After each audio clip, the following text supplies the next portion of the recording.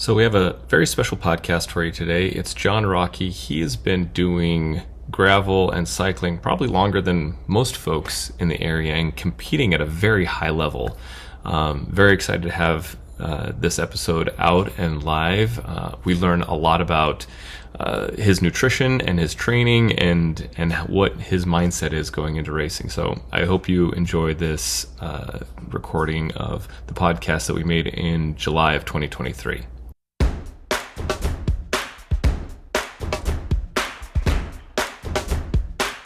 Alrighty, well, welcome everybody to another episode of the Iowa Gravel Series Podium Podcast. I'm so grateful to have a wonderful guest today, John Rokke.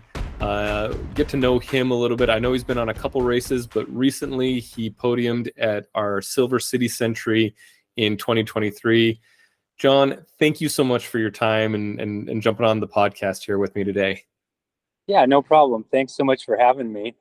Yeah, no, this is wonderful. So, John, I know just a little bit about you from reputation. I know that when someone was looking through the roster at Silver City, someone's like, "Oh, John Rocke's going to be there." Well, he's pretty strong, so that's going to be good. And I think I think I've seen your name float around different Omaha lists and everything. But tell me a little bit about yourself, where you live in, and how did you get there? Uh-oh. I'm in Lincoln, grew up here, left for a while, came back, really, and don't see myself leaving. It's become home again. Uh, Great roads here. It's where I live in the middle of the city. We have two old rails to trails here. I can be on those paths in 15 minutes and not dealing with traffic, yeah, and one of them goes all the way to Kansas. The other one goes to the Platte River. So, yeah, definitely enjoy living here. And I have a lot of friends, family, so stuck here. It might have been my connection a little bit. I might have missed a little bit in the recording at the beginning. Did you grow up in Lincoln? Yeah, I grew up here and was out in Colorado for about 10 years and came back in 98, I think, and have kind of been here since. Yeah, love it What here. what part of Colorado?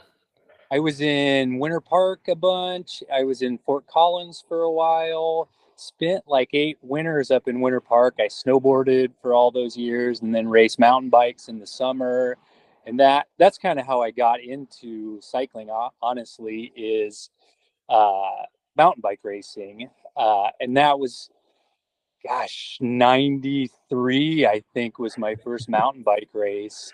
So I had been a skateboarder from about 14 to 18, 19. And my good friends who were kind of the older guys that I looked up to from skateboarders ended up getting into mountain biking. And that was kind of just starting like in late 80s. So it was kind of a natural transition to be like, oh, I'm done skating. I've gotten hurt a whole bunch. Time to kind of do something less gnarly, and got into mountain biking. Not to say you can't get hurt doing that, but the skill set kind of switched over. So I did that, raced a bunch. I think my first race was in 93 up in the mountains. And then there was a great series here called the Psychopath series. It's not here anymore, but that probably started, I'm going to say, early 90s.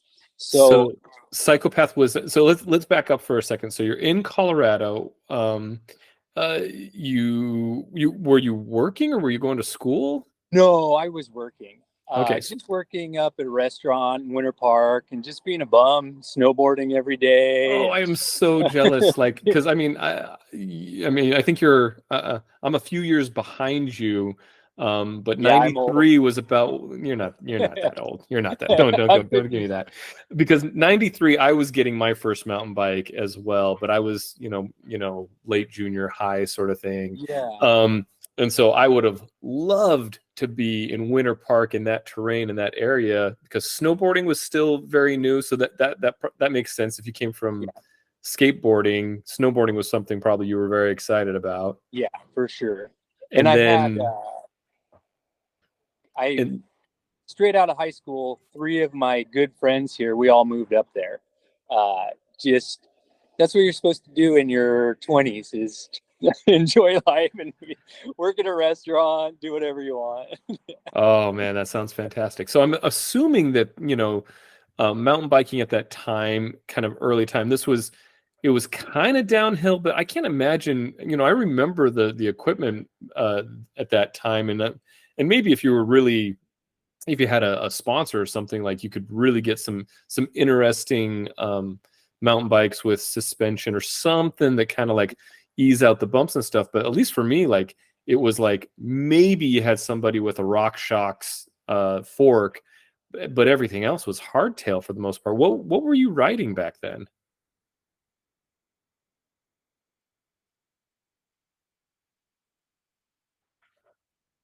Mm.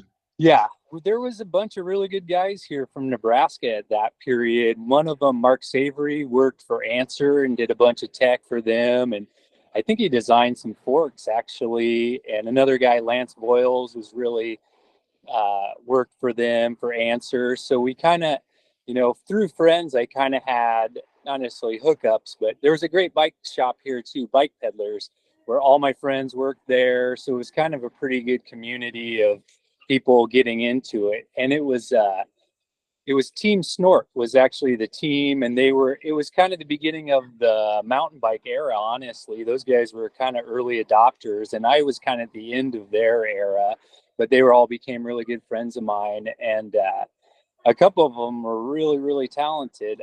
Brian Kelly, who was a good Hmm. friend of mine, he was on the national team a couple years as a master. He's like 10 years older than me, but as a master, he got to go to France one year and race for the US team at Worlds. I think he went to Worlds twice. And then another Wow. cat here, Darren Schlake, was probably the most gifted athlete, or one of them for sure. Like a total freak. He raced. Yeah, he was really, really good. Mark Savory was really good. Like there was a lot of really good guys around here. I was a ways back from them, but not that far off, Like, Well, it's surprising what happens when you surround yourself with good people, and suddenly, oh, yes, for sure. maybe you are comparing yourself, but they're taking you along, right? Cycling is a Yeah. peloton sport, not just in strategy or the Tour de France or anything like that. Like working together, you really do build an overall fitness when you get yourself in with the right group of people. It sounds like you were definitely in with the right group of people, and I mean, this Yeah. is you're going on 30 years of active cycling, it sounds like. So I'm kind of curious, like what keeps you going in that? Like what is it that has, and maybe it's changed over time, but tell me a little bit about what's kept you interested and active in cycling for the last 30 years. I think I just love it. I think about that all the time. Like I'm still out here just kicking my ass every day training. And it's like, part of it is the experience of going to a race and you go with it, you're over your head and you blow up and then you keep going. And when it's all over, you're like, oh my God, that was amazing. Like, I'm glad I could push through that and it's kind of almost self discovery, like figuring out, like, you learn about yourself. Like, I've gotten better now at not uh, dropping out so much of races. Uh, I'm trying. I say that, but I'll probably DNF my next race. I'm just kidding. But like, I don't know. I think it's just I. Part of it too is just being out in nature, like being able to be like, oh, I'm gonna go do a nice long ride. Today I did a 4.5 hour ride, and I was out by Cortland and Wilbur, and riding through cornfields, and that keeps me going for sure, like being able to get out and see nature. And I try to get out to the mountains quite a bit, a couple 3 times a year, so I can get out and ride out there. And I don't know, just, and also, I've met a lot of different people, and I continue to meet new people, like I just met you. I met you Yeah. recently, at races, what I'm saying? There's just a whole, being in it for that long, things filter through so much where it's like, oh, I met these people, these people are out of it now. it's kind of not to say I'm like the wise old grandpa or something, but I kind of feel like there's nothing like you go to a race and I'm probably not going to see something that I haven't seen before, and you can kind of be like, oh, I know how to deal with this situation because I've done it before or whatnot. I think at this point, and not to say I'm on borrowed time, but I'm 53 now. So any of these races where I get a podium, I'm like, this is gravy. Like I'm enjoying it more now, honestly, because I'm like, I'm still able to do this at this age. And, you know, uh, and that, you know, I don't see a lot of the people that I grew up with doing this are still doing it so much. A few of them are, and I'm happy that they're still doing it. But, people come and go in anything, any sport. People can't do it forever. Cycling is pretty amazing in the fact that you can do it forever. You might slow down. Hopefully, you Yeah. don't slow down. I feel like I've kind of sped up in the last couple of years just through training, different training. But it's just you're still out there doing it. Like, Yeah. And what else am I going to do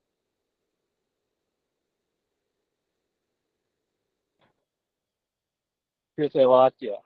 oh yeah, our connection's a little poor. So it sounds like you said, what else am I going to do? Is Yeah, what am I gonna do with all my time? My kids are grown now; they're 19 and 21. Like, they don't take as much time. So, yeah, I'm happy I have more time to get out and enjoy the bike. very cool. Well, and that makes sense. And there are a few points in there that I want to come back to. First of all, as a race director, I feel like I've got a challenge where I'm like, okay, what can I do that John Rokke has never seen before? I think Oh, that's a challenge that I would love to take on. Nothing too crazy, nothing like I'm not going to destroy anybody by any means, but like no, I'm that's going to fair. take that as kind of a personal challenge. I like that. Dang, I shouldn't have said that. And then you mentioned training and some things that you're learning about right now. And so, given that you have 30 years of experience training in different ways and maybe in different parts of your life and everything like that, tell me a little bit about where you are now and kind of how your training has evolved over time. Are you still using the same training routine that you did 30 years ago, or is No, it very different?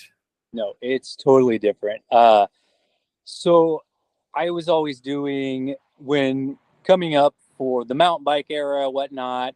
I was, doing the real traditional like 2 weeks, 3 weeks. You do aerobic, then you do tempo, and then you do threshold work the next block, and progressively. And then you're like, okay, I did my anaerobic stuff. Now I'm ready to race. So it was like a real progressive block.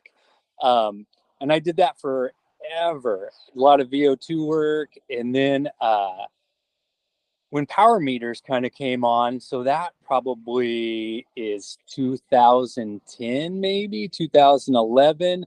I was racing on Team Chaos. Had started racing on the road more. And probably 2012, I'm guessing, was I joined Team Chaos, and I started working. That's when power meters kind of came on. So I got a power meter, got tested, got my FTP, and then that great book. I think it's not meter. Gives you all the workouts and whatnot, and I kind of started doing all that. And I don't know if you knew Lee Bumgarner. I Uh, do. Yeah, Lee's yeah, Lee's been on the podium a few times at the series, and yeah, he's great. yeah. So we started racing together probably 2013 on Team Chaos. He joined Team Chaos, and he's a big numbers guy, and I'm a little bit of a numbers geek too. So it helped having him, and we kind of started pushing each other a little bit and like comparing numbers and being like, oh, we got to do this. And granted, we were racing as a team then. We had a really, really good team, and Lee was our best guy. Like if at that period, if there was going to be a sprint, 100% he was going to win. Well, Like, Lee is not a small guy either. Like if I remember no, right, his legs are like serious tree trunks, and he's they're like my fairly waist. tall. Yeah, They're yeah. like the size of my waist. I see your numbers it would take a little bit to compare your numbers to him. You definitely have to get down to like the watts per kilogram sort of thing to really compare apples to apples. But just the intuitive stuff of like looking at like, oh, we did this training ride or we did this race. Let's look at our numbers. Like, oh, this is where I blew up. Like, just kind of, it was just a new way to approach it that hadn't, I hadn't done before. And that still is real periodic training. Like, okay, we'll do, it's January, I'll start doing a big block of aerobic. And then February, we do a bunch of tempo. And then we go to threshold. So you're kind of ready to race at the end of March. So did a bunch of that. That was, I don't know. I felt great. We had a good team too, Team Chaos. Lee, we did a couple years of the flyover series. I don't know if you've heard of that, but It was a Midwest thing.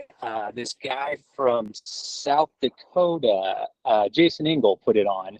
So I think it lasted for 3 years, but there was big payouts. Like there was, I think, 6 races. So it was a series. It was an omnium, not every weekend, but 6 weekends of omnium racing, where there'd be a time trial, a road race, and a crit. So you get points, right? So the first year they do it, the first race we go to, and Lee ends up winning the overall. So we have a bunch of strong guys. We're like, all right, we're racing for Lee this year. So I ended up being kind of a worker for him, but that being said, 100% you do the work and he's going to win the sprint. Like, I saw that. I bet I did that 30 times over the 30 to 40 times. It's like, bury yourself to keep it together or close a move down and then get blown out the back and pull up and be like, Lee, did you win? He'd be like, yep. So it was like, so it was fun. It was a real different dynamic, racing as a team. It really fun, really, really fun. But then that kind of, that changes at a certain point. You get over that. It's a little dangerous. I'm going to say the turning point probably on that for me was we got John Borselman was on our team and we kind of were helping him. He was coming up, just starting to list. And we were training him and just phenomenal. I don't know if you know that guy at all or know who he is. He's pro now. Like, he's won Gravel Worlds 2 times and just a great rider, super great guy, good friend of mine. But we were helping him come up and we're kind of going to hand the reins over to him. I was like, oh, I got 1 more year. I'll help him. Like, John Fry was on our team too. So it was kind of, me and Lee were kind of the point of being like, oh, we're going to get these kids through this year and we're kind of done. I was at the point of like seeing people get hurt, me getting hurt, but then we went to the lacrosse, the omnium, one of the first races of the season, and John Borselman breaks his pelvis, has to rush to the ER. I go there, and that was kind of the end for me, honestly, of that, of road racing. That was kind of, I had already had that in the back of my mind, like, this is dangerous. I'm going to try not to crash, and not to say it's inevitable. You're going to get hurt racing bikes. But anyway, so he got hurt and that was kind of the end of my road racing career. Right. So then kind of farted around for a few years, still riding bikes. I've always ridden bikes. I just didn't really race much, but then gravel kind of came on. I was like, oh, I'll start doing this. I'll try this for a while. It seems kind of fun. And I don't think I raced for 3 years, and I lined up and did Gravel Worlds, 150 miles, and had a great ride. I think I got like 20th maybe. And it was like, oh yeah, this is great. But so shortly after that, John, I think he won that year. He'd been racing pro and he'd been back here. His parents live here. He's in California now living, racing for, I think he races for Ventum. He's kind of a privateer now, but his parents are here. So he comes back quite a bit. And so during those years of that kind of starting, he'd be back here and I'd be training with him and he'd be like, oh, I got to do low MFZ. And he just was doing a completely different thing that I knew nothing about. It was like, I've been doing this for like 25, 30 years. What are you like? I don't even know. What are you talking about? You've got this new language. Yes. So I kind of started, he helped me out with that for a while. Now, let's be specific now. What is that? Because I heard what it sounded like was LVT, low or max fat low zone, max fat, MFZ, max fat MFC. zone. Yeah. So So you break this down a little test, bit. What is this? Yeah. it's your maximum MFZ is your max fat zone. So it's kind of blends with zone 2 a little bit. But what it is you I probably spend 90% of my time in my max fat zone. And what it's zone 2, so you're building all this mitochondria. So uh, as that mitochondria builds, you get more efficient, your speed goes up in max fat like zone, but you're building all this mitochondria. So it actually also brings your lactate threshold up because you have more mitochondria. So without doing any threshold work, you just have more capacity because you have all this extra mitochondria or you build. So go ahead. You have a question? Yeah. And I think the common question with that, when people start thinking about zone 2 or start kind of shifting their brains or just trying to get into this and figure out and like break into it, because they might hear, hey, yeah, just do a lot of zone 2 training. I think there's two questions. One, like, how much is enough and how do you know? And then two, how do you still get that top end speed if you're doing all this work at zone 2? I'm curious what your I've heard a few different things, but I'm curious what your perspective is on it and what you've tried. So besides that max fat zone, so that brings your cruising speed up. Like when I started, so John helped me for a while, and then I hired him, and he was my coach for I think 2 or 3 seasons, and then I kind of just am like, kind of went on my own because just my schedule is weird sometimes. It's like, and I don't know. I know my body pretty well, and I feel like I know the workouts now, so I can kind of fit them in where they work for me instead of being like, oh, I got to do this day.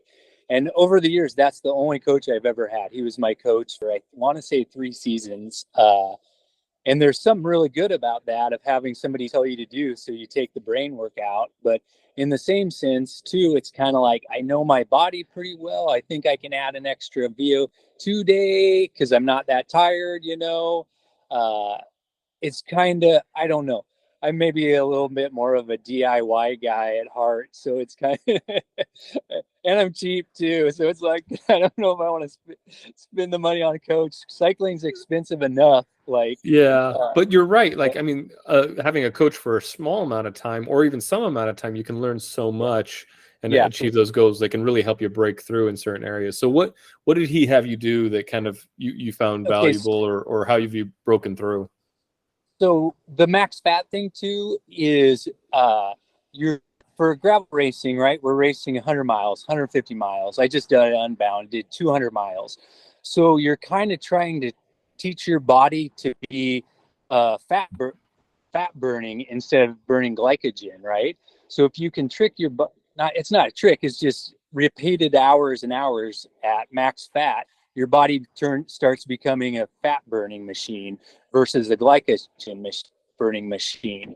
So if you, like in those long races, if you can have your body burning fat, you're not using very many matches. You're still using matches. I see, like riding max fat, I still eat 80 carbs an hour, 70 to 80 carbs an hour when I go do long rides.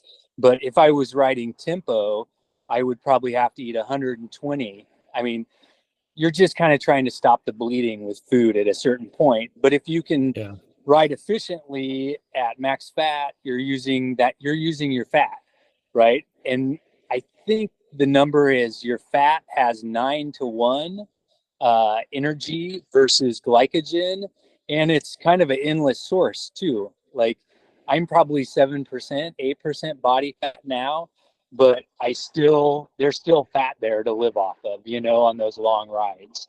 So it's kind of a way to stop the bleeding.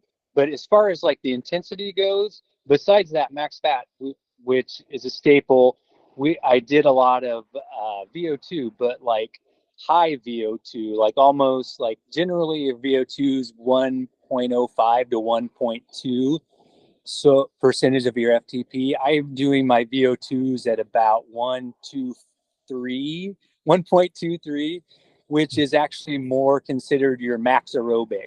So you're kind of trying to pull that your aerobic system up that way, right?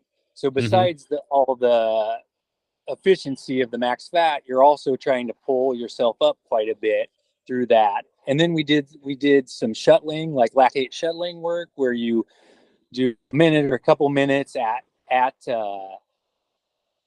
above your threshold, like 1.1, so supra threshold, and then you do the exact same amount of time at your mid max fat to try to flush the lactate. So it's kind of a way, it's really good. Like I've noticed, like my legs aren't dead very often. In fact, so I don't know. He kind of turned me into a stage racer. Like I'm not ever tired on the bike. You know, I think anybody who's in cycling would be like, wait, you're not tired ever? Sign me well, up. I mean, I'm Let's tired. figure out how to do that. There's never very rare like, and I think that's because I eat now. Like I honestly, like I rode 4.5 hours today, and I ate 400 carbohydrates. So that's like what a stage racer does. Like you're constantly like, you're never, you try to come home not like, oh my God, I'm famished. Like, and also it keeps your energy up, you know, like I'm able to go do, like at the end of my ride today, I had to ride 230 watts for the last half hour. Like no big deal, because I'm eating and drinking the whole time, you know. Granted, you get a little sore in the back, you know, arm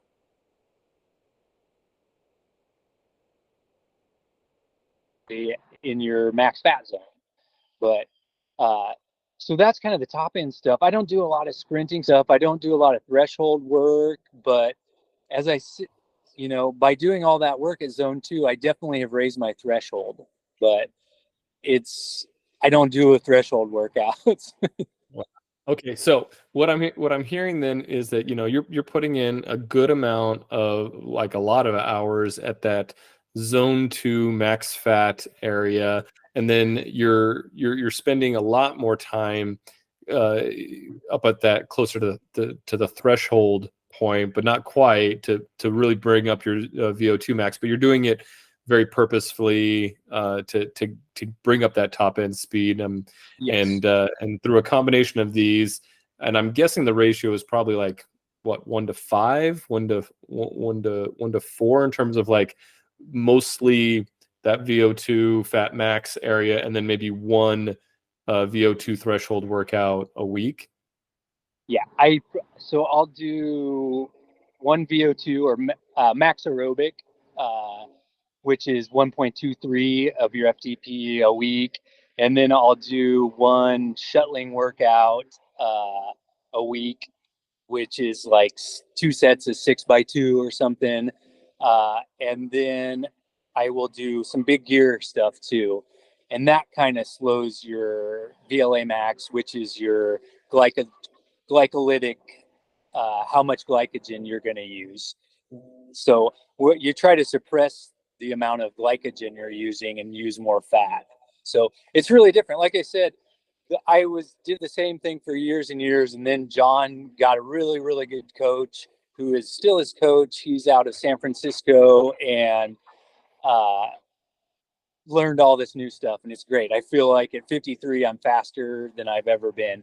I'm not quick like I used to be, like racing crits and sprinting and covering tacks and jumping, but I'm definitely slower in that aspect. But it's more patience. Like, okay, those guys are jumping, I'll just motor back to it, you know. It's like, Yeah.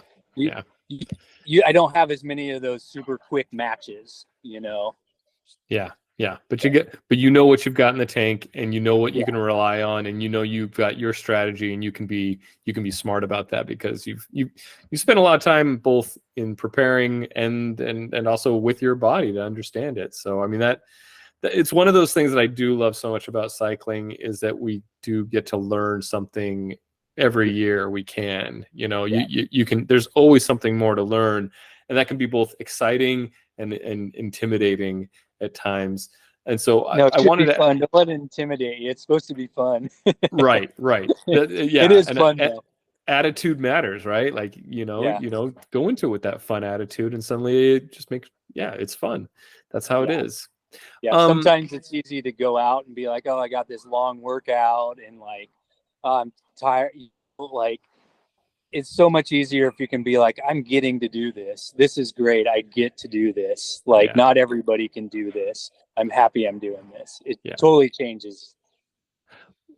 One other question that I had, so we kind of get an idea of what you work out and what you've been focusing on.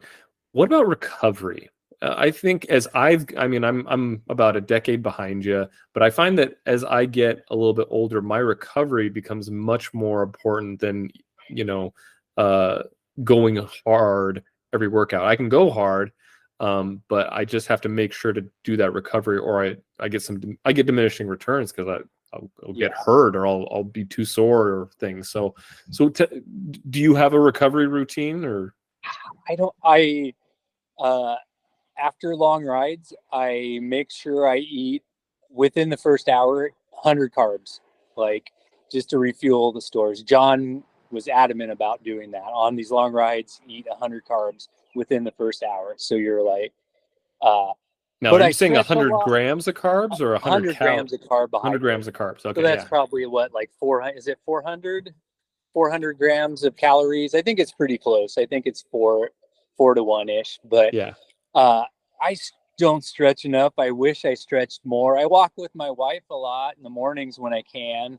That's a couple of days a week. I think that really helps, honestly, doing some walks, like 30, 40-minute walks. Like, it's just a different thing. And it's, I used to be from the school of like, oh, got to save the legs. Like, you can't be walking. Like, I got to do these hard rides and recover. But really, walking is such a simple thing. It's not a lot of TSS, and it's just, you're out in nature, and that's something to be said for that, like breathing in it, good air and getting sunshine.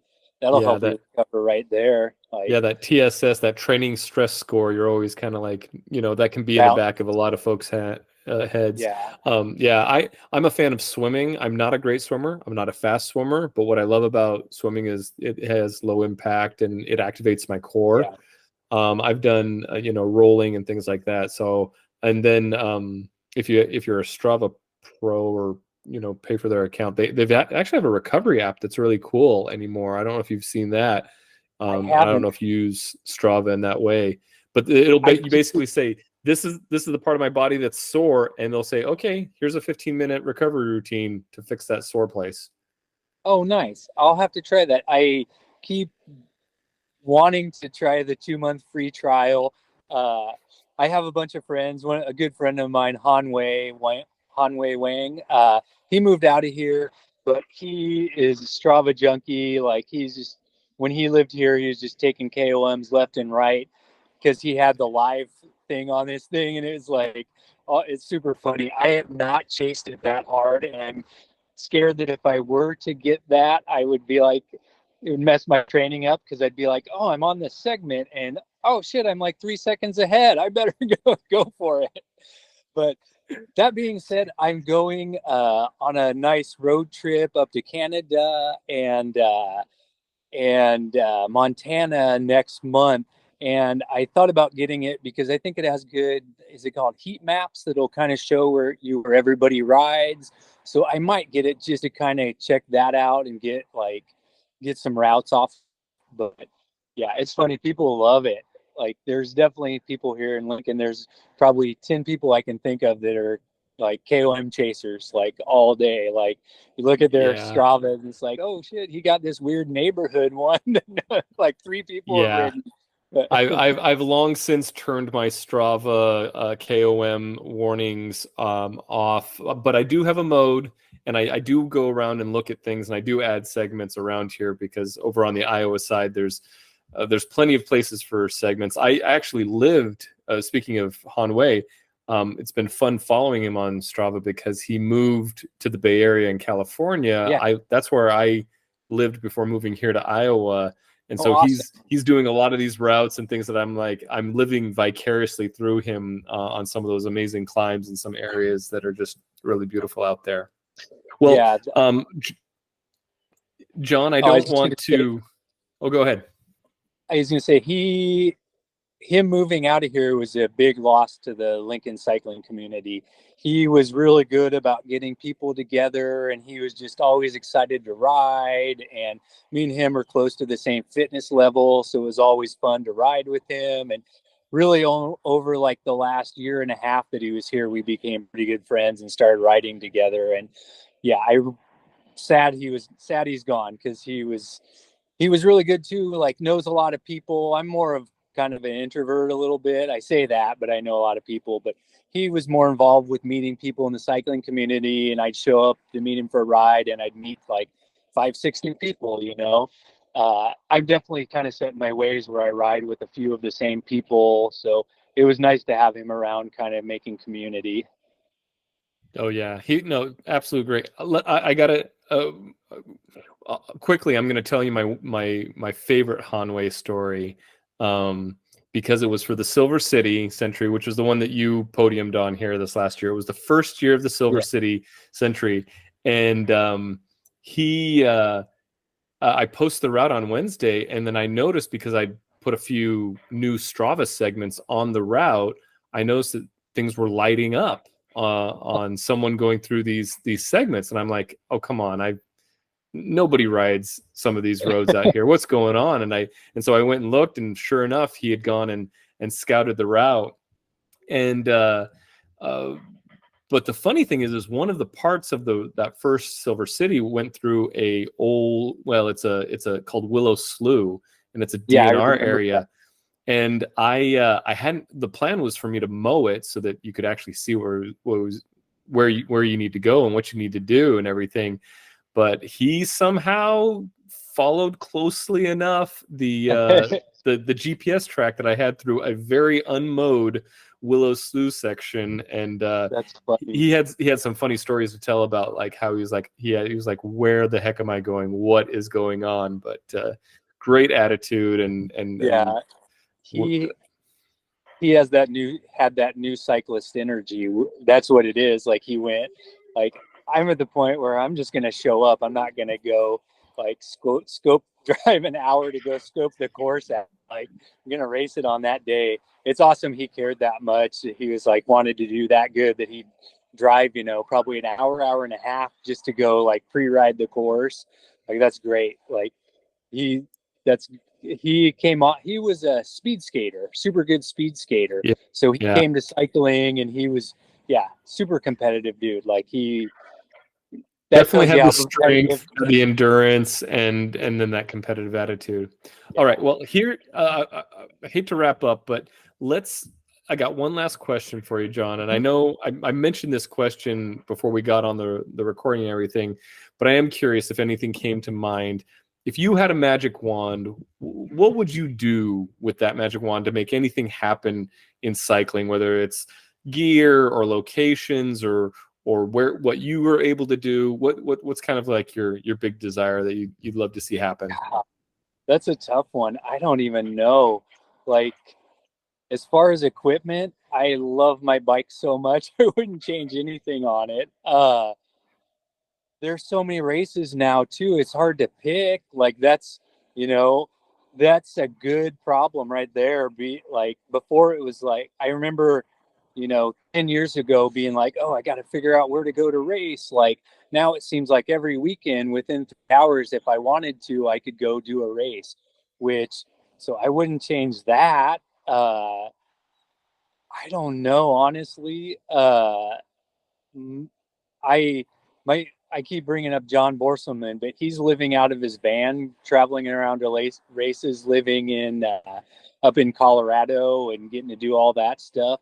I would love to be able to do that, but kids, mortgage, work, like that's just a little bit of longing for my youth too. It's good to see people doing that. Like, I like that the gravel scene now, all these pro cyclists are living out of vans. Like, total hippie lifestyle, like just showing up racing, living in their vans, living at altitude. Like, that's I wish I was 20 again and could do it. Not necessarily, but you know what I'm saying? A little bit of longing for that. That's a great lifestyle. Like, totally. I think we all at least have our hippie moment for a little while at some point, Yeah. It's a good thing. Well, John, this has been fantastic chatting with you. I've learned so much. I'm definitely going to be thinking a little bit more about how I integrate, max fat and what I'm doing with my training. Honestly, I think I really love your attitude towards everything. I think that's incredibly inspiring. So thank you so much for bringing that energy and being a good example for me. So thank you so much. Yeah, thank you for putting on the races too. I know it's not easy and it's great. It's like I said, there's races around here, and thank you for putting them on. I really appreciate it. I'm going to try to make as many as I can. Oh, well, thank you. Appreciate it. Yeah. All right. We'll catch you later. All right. Yeah, good talking to you. Thanks.